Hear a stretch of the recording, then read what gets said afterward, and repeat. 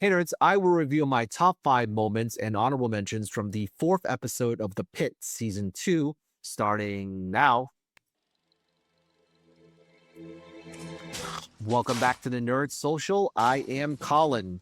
Before we start, chapter times are below if you want to skip ahead, and remember to like, share, and subscribe to our channel.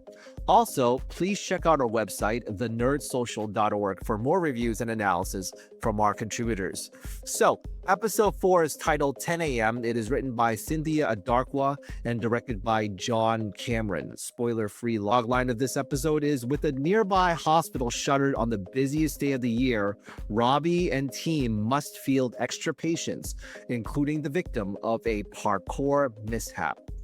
So this 4th episode was a solid one, and you can tell there was more of a balance between the doctors/nurses stories and the patient stories.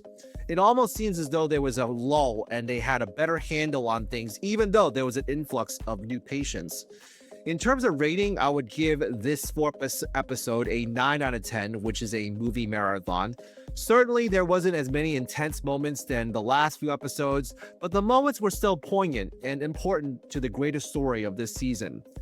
As I review my top 5 and honorable mention moments, there are spoilers ahead for the Pitt season 2, episode 4, so get ready for that right now. Okay. So we start off with my honorable mention number 2, which is Dr. J's social media presence. The patient who superglued her left eye from the previous episode specifically asked for Dr. J to take care of her problem. Dr. Landon was miffed. He didn't know who that was, and it turns out that Dr. J was Dr. Javadi on social media and doing all these medical advice, and seems as though she's able to connect with the Gen Z crowd, and she was able to cut the patient's eyelashes out so that she can open her eyes again. Of course, Dr. Landon was able to do it, but then she didn't really trust Dr. Landon, but it really speaks to the generational divide, but also the connection that Dr. Javadi has with patients that are on social media. So it's a new way of looking at things, which I found fairly interesting. My first honorable mention is the continuing storylines of some of the patients that are in the pit. So the deaf woman who finally got to see Nurse Donnie, but there was not much the audience knows about her condition just yet. Hopefully we get to shed some light about it. This picture is of the particular actress that is in the role. She has a presence on YouTube. She is also deaf in real life. So it was really interesting to hear her backstory. Also, the college kid who was tased still doesn't have a diagnosis. We saw from the last episode that he was in a very agitated state. The older sister comes and shows up to try to find out what his condition is. We really don't know just yet as of this time.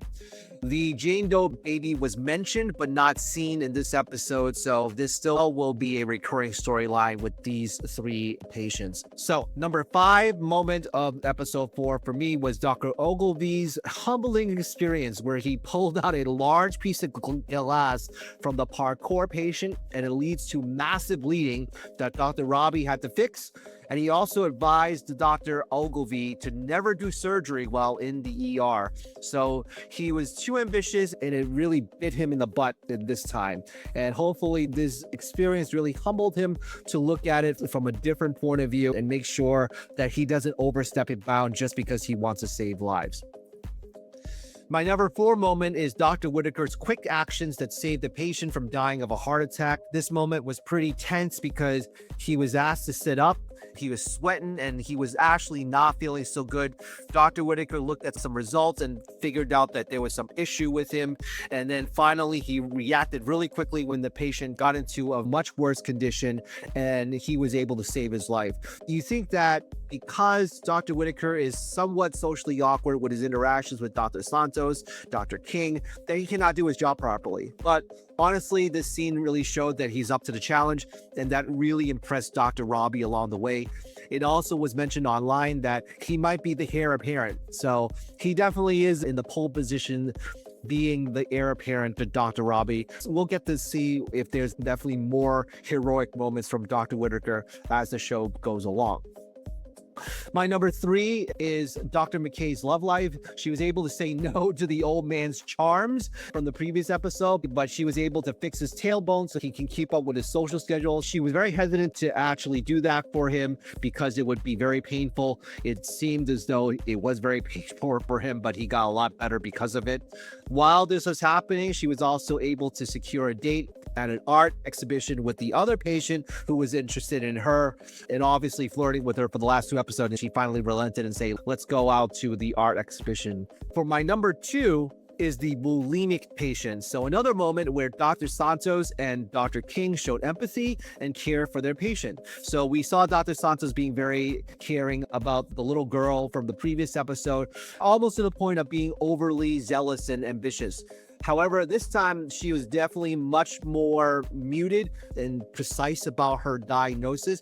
And I think that Dr. King really gives her that stabilizing force that she doesn't feel the need to show off. They both tread very carefully to not judge the patient and let the patient tell them on her timeline. From there, they were able to offer her much more professional help because she admitted her problem. It was really well done. It's a very touching situation.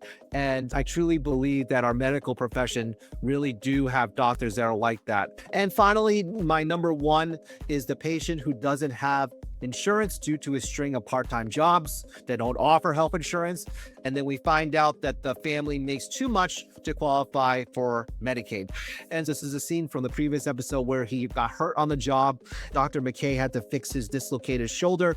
It turns out that he has also complications from diabetes. And we find out that he has been missing his insulin shots. And so he was in a diabetic comatose state. It wasn't very good. His family comes in and the wife actually tells one of the doctors that they don't have insurance. And so how much it's going to cost. We find out that it would cost the family tens of thousands of dollars. The daughter started to do a GoFundMe in which the father shut her down because he didn't want that type of charity. The social worker tried to find some options and they're looking under the Affordable Care Act, aka Obamacare, because without it, it would cost them a lot of money and they probably won't be able to afford that. So this really hit me up because there's been a lot of news about healthcare in the United States right now. I kept repeating to my wife, this is why we need Medicare for all. It's a single payer system because the current system leaves too many people without insurance. Because of the new changes of the current administration and also by Congress, the Affordable Care Act subsidies are going by the wayside, and also Medicaid is being eliminated as well, which could lead to more people being without health insurance.